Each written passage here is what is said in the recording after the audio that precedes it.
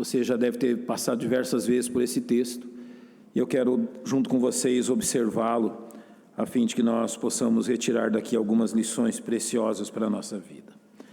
Se você pode colocar-se em pé novamente, Jó capítulo 1, versos 1 a 5, eu vou ler esse texto e depois, com os irmãos ainda em pé, eu vou orar. Jó capítulo 1, versos 1 a 5. Havia um homem na terra de Uz, cujo nome era Jó, e era este homem íntegro, reto e temente a Deus, e desviava-se do mal. Nasceram-lhe 7 filhos e 3 filhas.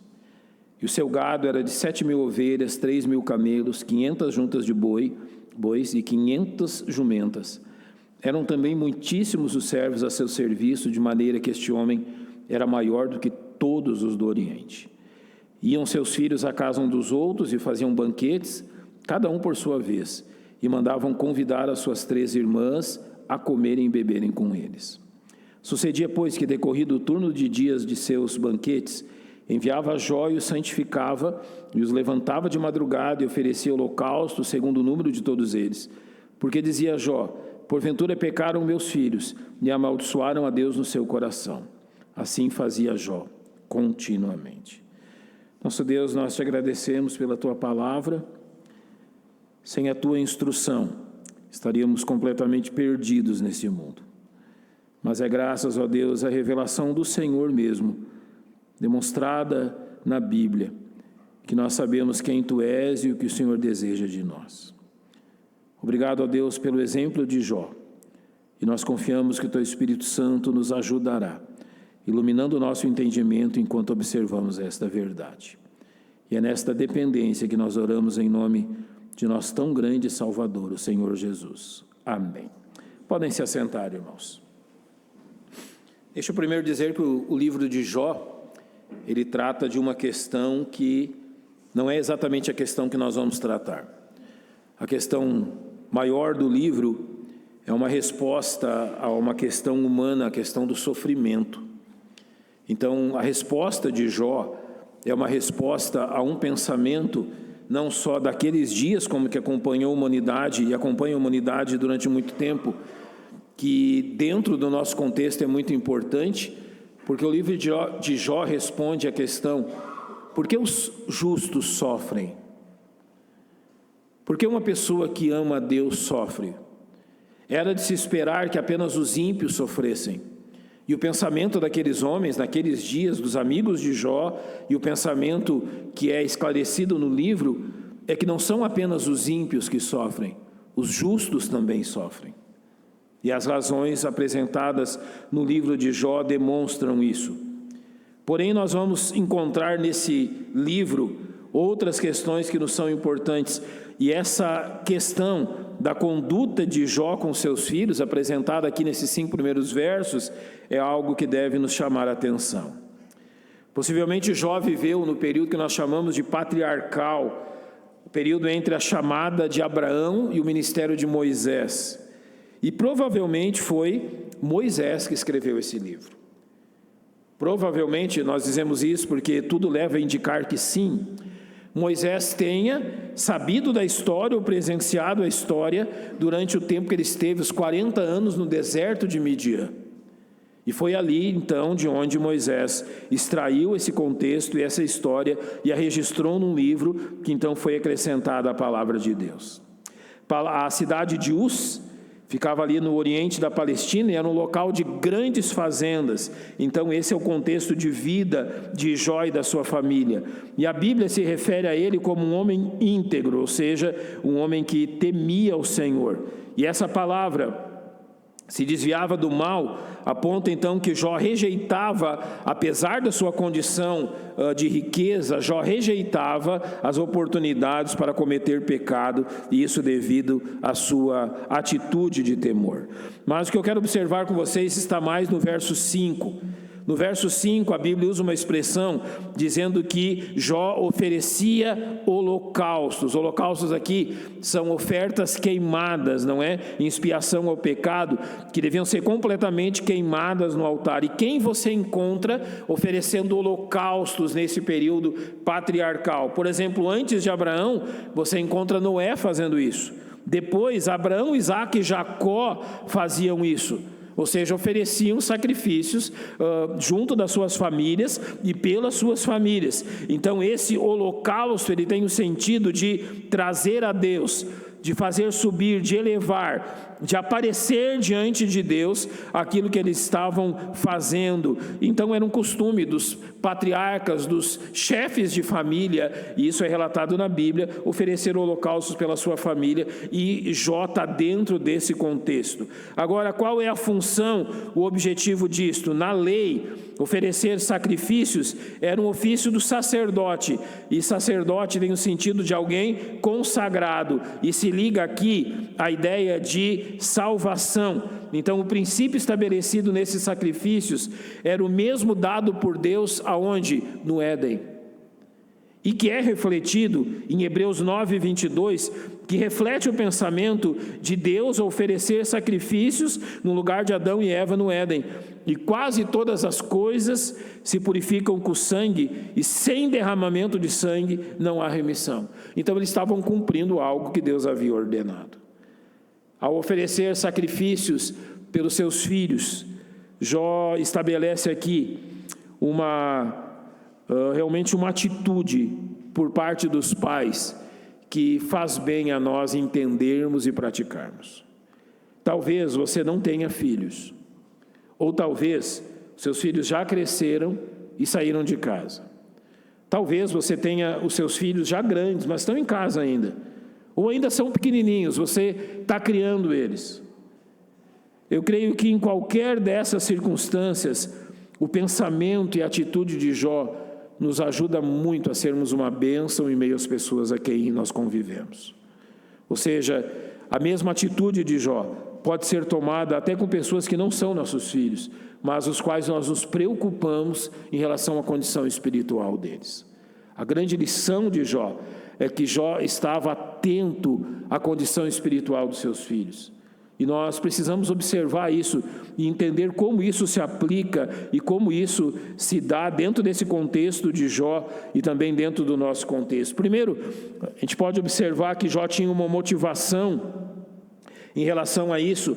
No verso 5 tem uma expressão que diz: porque, dizia Jó, porventura pecaram meus filhos e amaldiçoaram no seu coração. Aqui mostra o seu proceder. Esse porventura tem um sentido de talvez. Então ele no seu pensamento pensa: talvez eles pecaram, talvez eles estão contra Deus no seu coração. Talvez há algo no coração deles que realmente está levando eles a serem contra Deus, a ignorarem Deus, a desprezarem Deus no seu coração, e isso preocupa Jó. Nota que Jó não está preocupado apenas com comportamento. Jó vai além do comportamento. Ele não está preocupado simplesmente se o comportamento dos seus filhos está de acordo com aquilo que ele ou que outras pessoas pensam. Ele não está ignorando o comportamento, mas ele está olhando principalmente para o coração dos seus filhos. Olha, pode ser que eles não, diante de mim, não fizeram nada que venha desagradar a Deus, mas que no coração deles eles estão desprezando Deus. Porventura pecaram meus filhos e amaldiçoaram a Deus no seu coração. Mas a gente precisa entender, antes de tratar exatamente do que Jó está fazendo aqui, de algo que esse procedimento, que essa preocupação de Jó não inclui. Preocupar-se com a condição espiritual do seu filho, estar atento à condição espiritual do seu filho, não é um substitutivo aos pecados que os nossos filhos cometem. Deus não vai perdoar o pecado dos nossos filhos simplesmente porque nós somos pais atentos àquilo que está acontecendo com eles. Olha, Jó estava atento, ele oferecia sacrifícios. Então a gente moderniza um pouco a coisa e diz o seguinte: olha, eu estou atento e eu vou orar por eles e Deus vai perdoá-los. Hoje à noite eu vou tratar de um texto, 1 Reis 1,6, que eu vou citar agora, para demonstrar o que eu quero dizer e aquilo que a atitude de Jó não substitui. Em 1 Reis 1,6 fala sobre Davi e Adonias, seu filho. Seu pai, nunca seu pai o tinha contrariado, dizendo: por que fizeste assim?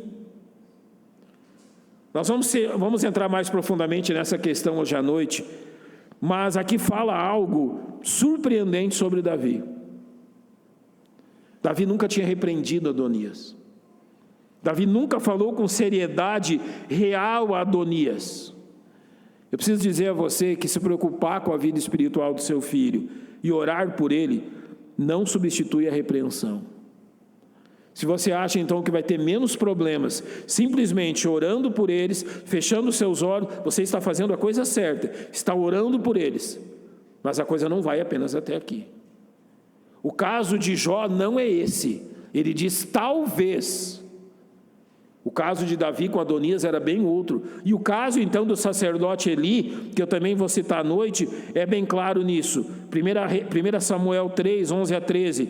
E disse o Senhor a Samuel: eis que vou fazer uma coisa em Israel, a qual todo que ouvir lhe tinirão ambos os ouvidos. Naquele mesmo dia suscitarei contra Eli tudo quanto tenho falado contra a sua casa, começarei e acabarei, porque eu já lhe fiz saber que julgarei a sua casa para sempre, pela iniquidade que ele bem conhecia, porque fazendo-se seus filhos execráveis, não os repreendeu. Você acha que Eli não orava pelos seus filhos? Orava. Você acha que Eli não se preocupava com os seus filhos? Se preocupava. A grande questão é que isso não substitui a repreensão. Nós não podemos nos enganar com isso. Nós não podemos pensar o seguinte: os filhos de Jó faziam o que bem entendiam, então Jó orava por eles e estava tudo bem. Não é isso que a Bíblia está dizendo. A Bíblia não está falando disso. A Bíblia está falando da preocupação de Jó com a condição espiritual dos seus filhos e que talvez no coração deles, eles guardavam algum rancor ou amargura contra Deus. Não havia pecados específicos. E acima de tudo, o que Jó fazia por eles, e era o conhecimento de Jó naquele período, a gente pode pensar o seguinte: olha, Jó oferecia sacrifícios. Por que Jó oferecia sacrifícios? Porque para aquele momento, essa era a ordem de Deus. Notem que no Éden, quando Adão e Eva pecaram, o que Deus os ensinou a fazer? Deus disse: olha, essa roupa que você está usando não serve, ou seja, essa justiça com a qual você está tentando tapar a sua nudez não serve, você precisa da roupa certa. Então Deus vai e sacrifica animais, uma vida é dada, uma morte substitutiva é estabelecida, Deus veste Adão e Eva com a pele daqueles animais, e eles estavam conscientes que aqueles animais haviam morrido no lugar deles, e aquele era o sacrifício por eles. Ao sair do Éden, Adão vai ensinar o mesmo para Caim e Abel. Abel vai aceitar, Caim não, mas ele está ensinando o modo que Deus estabeleceu para que eles tivessem comunhão com Deus. Então os sacrifícios de Jó pelos seus filhos apresentavam a eles a forma que Deus queria ser adorado e que a comunhão devia ser estabelecida, por meio dos sacrifícios de sangue. E sem derramamento de sangue não há remissão, não há perdão dos pecados. O que isso significa para nós hoje? Jó fazia isso porque ele viveu antes da cruz. Eram sacrifícios substitutivos. Nós que vivemos depois da cruz, apresentamos o Cordeiro de Deus que tira o pecado do mundo. Ou seja, aquilo que Jó fazia através dos sacrifícios, você faz hoje apresentando Jesus Cristo como aquele que morreu na cruz em lugar dos seus filhos. Ou seja, a preocupação de Jó envolvia a questão espiritual deles, mas Jó jamais deixava de repreendê-los. Agora, qual era o anseio dele? O verso 5 diz que Jó, sucedia que, pois, decorrido o turno de dias de seus banquetes, enviava Jó e o santificava. Aqui a palavra santificar tem o sentido de separar do uso comum para o uso do Senhor, no sentido de consagrar, demonstrar que é santo. Então santificar tem o sentido de purificar algo que contamina, e através da sua ação, Jó salientava essas duas verdades. Jó não somente o santificava pelos sacrifícios oferecidos em lugar deles, como Deus havia estabelecido, mas notem que isso concordava com a atitude de Jó. No verso 1 diz: havia um homem na terra de Uz, cujo nome era Jó, e este era homem íntegro, reto e temente a Deus, e desviava-se do mal. A palavra íntegro quer dizer moralmente são. Não havia nenhuma inadequação espiritual que dominasse Jó, nenhum pecado que o dominasse. Reto quer dizer que ele não se desviava dos padrões de Deus, ele seguia regras claras que devia observar em sua vida. Temente a Deus demonstra que esta era a base da sua espiritualidade, a sua reverência por Deus. E desviar-se do mal, a consequência de tudo isso. Ele aplicava o seu conhecimento e não se permitia pecar por curiosidade ou por vantagem pessoal. Jó podia, ele era um homem rico. Jó podia muita coisa, mas não é porque ele podia que ele fazia. O desejo de manter os seus filhos em santificação encontrava um reflexo no comportamento de um homem santo de Jó. E eu preciso dizer isso. Irmãos, não adianta exigir dos nossos filhos que eles sejam retos, íntegros e tementes a Deus, quando eles não veem o mesmo na nossa vida.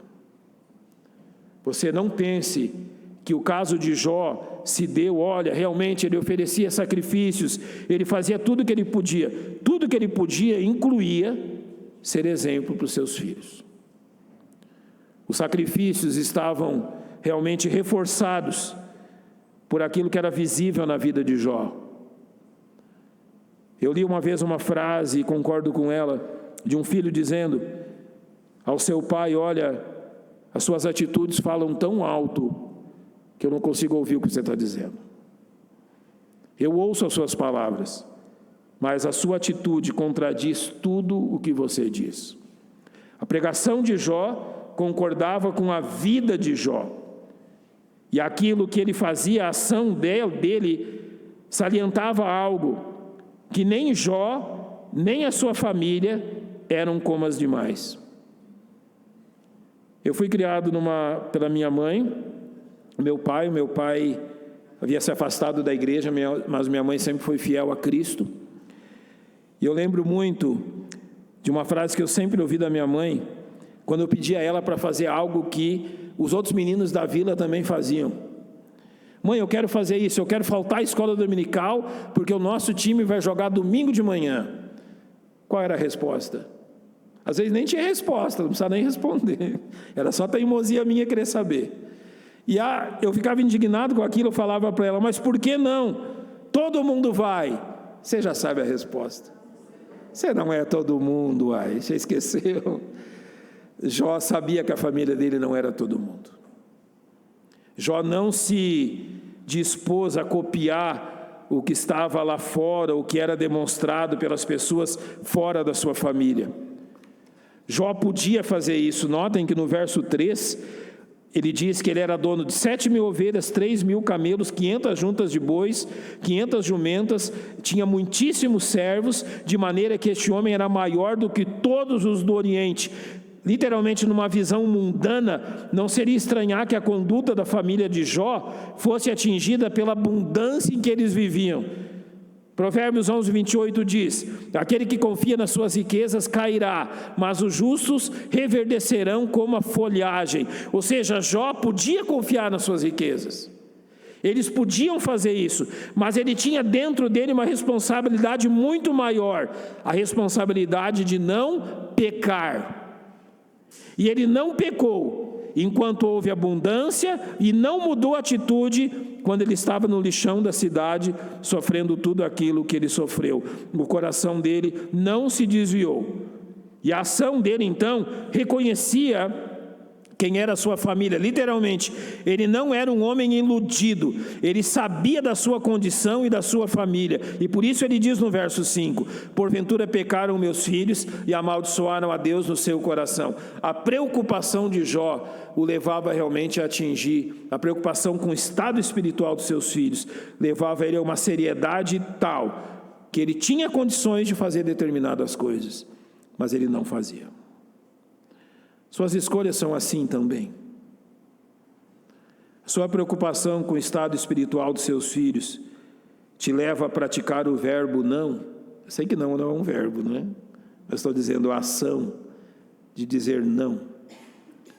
Não é porque você tem condições, não é porque você pode, que você deve. Jó podia, não devia e não fazia.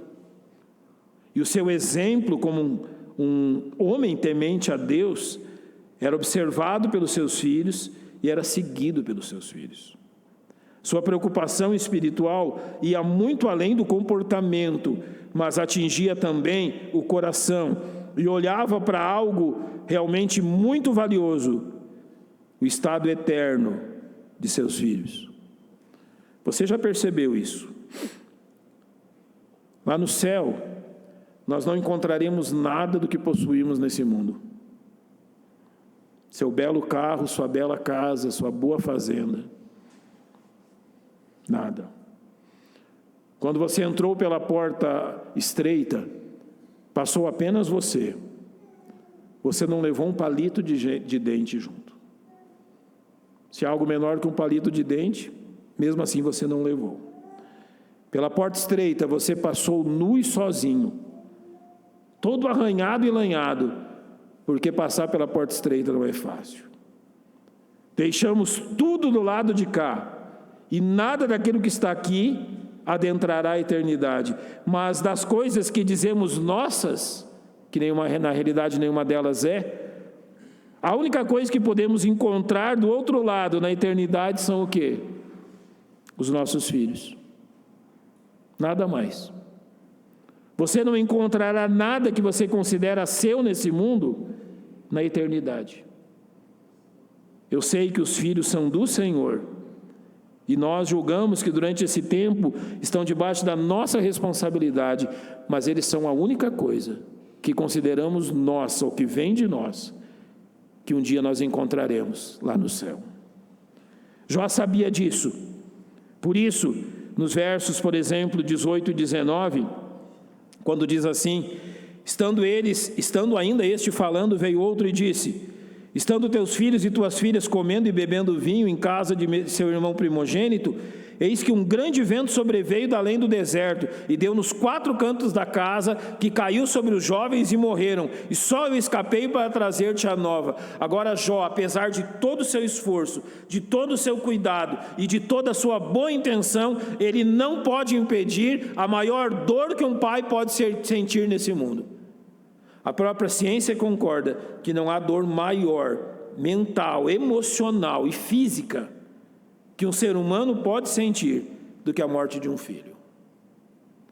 No caso de Jó, não foram um, foram todos os que ele tinha. Eu preciso dizer algo sobre isso.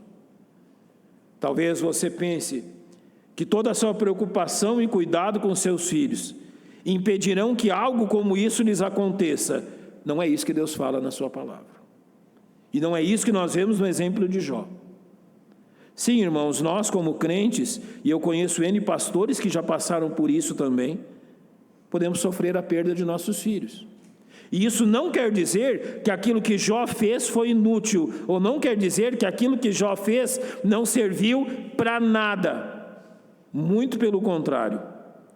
Quando ele é acusado, um pouco antes disto, nos versos 10 e 11 é dito assim: porventura tu não cercaste de sebe a ele e a sua casa e a tudo quanto tem, a obra de suas mãos abençoaste, e o seu gado se tem aumentado na terra. Mas estende a tua mão, toca-lhe em tudo quanto tem, e verás se não blasfema contra ti na tua face.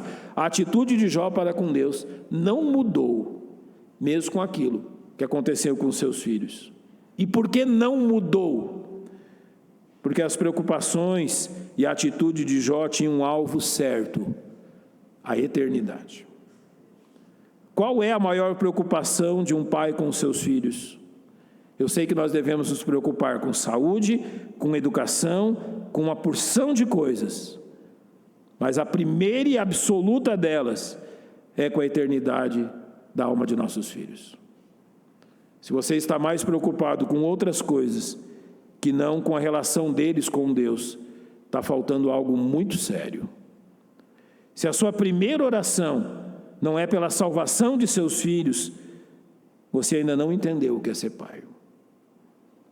Suas orações devem ser voltadas para que o Espírito Santo trabalhe no coração dos seus filhos, e o mais cedo possível, Cristo seja real para eles. E depois que isso acontecer, você continuará orando, a fim de que Deus confirme que isto é real.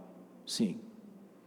Não é porque meus filhos oraram pedindo que Jesus Cristo perdoasse os seus pecados e que realmente pediram para Cristo ser o seu Salvador que eu descanso com tudo isso. Eu quero provas visíveis. A santificação e a seriedade na vida deles quanto a isto. É interessante que esse comportamento de Jó, de preparar os seus filhos, preparou ele também para essa prova, não é? Você lembra aquilo que 1 Coríntios 10:13 diz: não veio sobre vós tentação, senão humana, mas fiel é Deus, que não vos deixará tentar acima do que podeis, antes com a tentação dará também o escape, para que a possais suportar. Deus não ressuscitou os filhos de Jó, mas Deus deu forças para que ele suportasse tudo aquilo. Houve resultado disso? Sim. Você vê nos versos 1 e 2 do capítulo 1, que nasceram-lhe 7 filhos e 3 filhas. Seu gado era de 7.000 ovelhas, 3.000 camelos, 500 juntas de bois, 500 jumentas. Eram também muitíssimos servos a seu serviço, de maneira que este homem era maior do que todos do Oriente. Agora, no final do livro, no capítulo 42, é dito assim: e assim abençoou o Senhor o último estado de Jó mais do que o primeiro. Então nós lembramos, se lá no início do primeiro capítulo foram descritas 7.000 ovelhas, no capítulo 32 são descritas 14.000. Se no capítulo 1 são descritos 3.000 camelos, agora são 6.000 camelos. No capítulo 1, 500 juntas de bois, agora 1.000 juntas de bois. No capítulo 1, realmente toda a riqueza, e agora nós vemos como Deus multiplicou isso. E repete no verso 13 do capítulo 42. Também teve 7 filhos e 3 filhas. Espera aí, se as ovelhas foram em dobro, os camelos foram em dobros, os bois foram em dobro, por que os filhos não foram em dobro? Porque os camelos, as ovelhas, os bois, realmente ele perdeu. E Deus deu em dobro. Mas os filhos não foram perdidos. Ele realmente agora tinha 14 meninos e 6 meninas. 10 com ele aqui. E 10 guardados por Deus no céu. Qual é a vantagem de interceder pela condição espiritual dos seus filhos? Qual é o alvo? Qual é o objetivo? Custe o que custar, o esforço e o tempo que for necessário, o objetivo é reencontrá-los no céu. Há algo mais importante do que isso? Não. Porque Jó fazia o que fazia por esse objetivo. Seu filho pode ser um grande profissional, formar-se, tornar-se conhecido em sua profissão, naquilo que ele faz, ser um homem de grande alcance e sucesso nesse mundo. Sim, todos nós podemos, desde que nos esforcemos. A Bíblia também diz que a eternidade, o céu, o reino de Deus, é tomado por esforço, pelas nossas lutas. Não que a salvação seja pelas obras, mas que vencer o pecado no nosso coração é algo trabalhoso, assim como é nos nossos filhos. Irmãos, interceder e ter cuidado pela vida espiritual dos nossos filhos é a nossa primeira função como pais.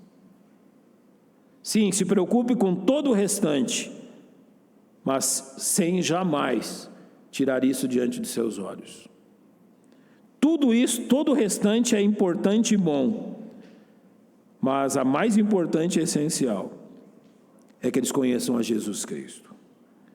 1 Timóteo 4,16 diz: tem cuidado de ti mesmo e da doutrina, persevera nestas coisas, porque fazendo isto te salvarás, tanto a ti mesmo como aos que te ouvem.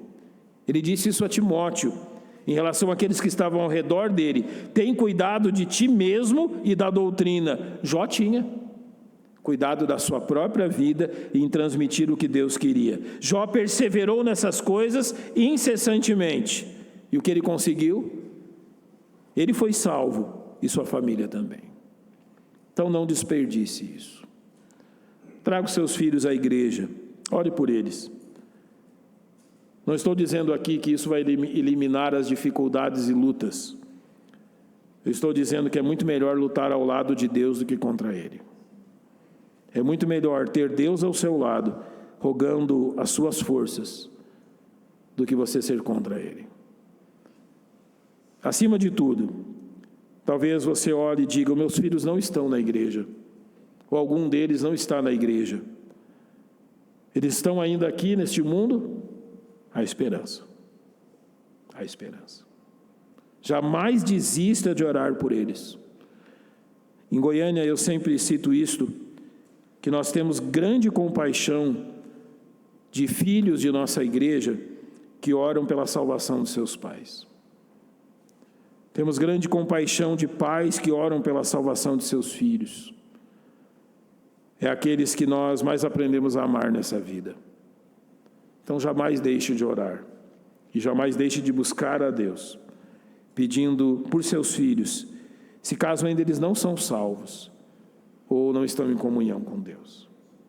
Mas jamais deixe de cumprir realmente aquilo que Jó fez, sabendo que essa seriedade, esse interesse pela vida espiritual de seus filhos gerará grande resultado. Vamos fechar os nossos olhos, irmãos.